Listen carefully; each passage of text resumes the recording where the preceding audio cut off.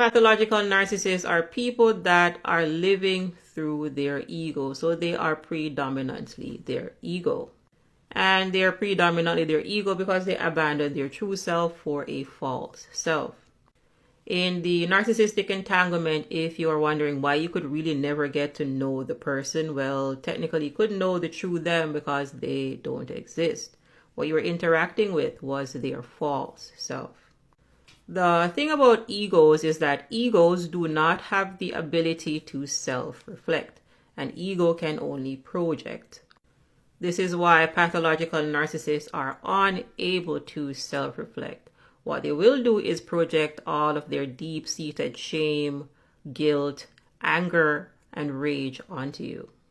This is why they also need so much attention, validation, and your energy, because you're trying to boost their ego.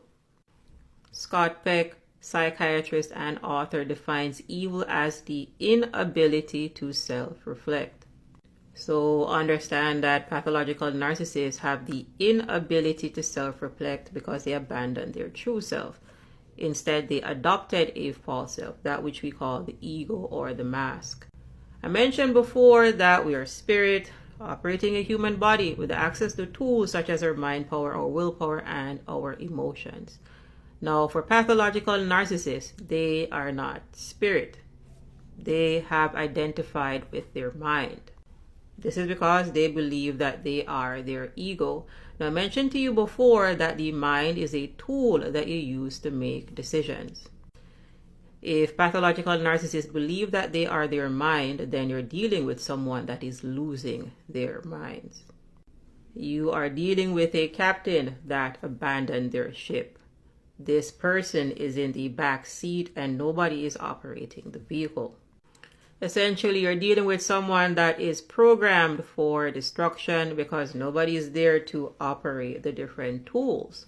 Nobody is there to operate the different faculties that they were assigned. So if someone abandons their spirit, they're also disconnecting from their mind. And this is why on one level, pathological narcissism, narcissistic personality disorder, is classified as a mental illness. Other times you will hear me describe pathological narcissists as lost souls or dark souls.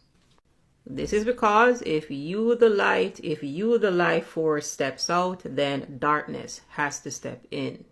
You may also be familiar with the phrase, nature abhors a vacuum.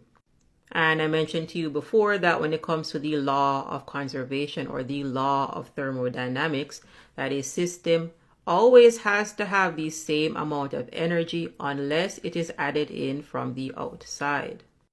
So if you, the consciousness, steps out, then unconsciousness has to step in.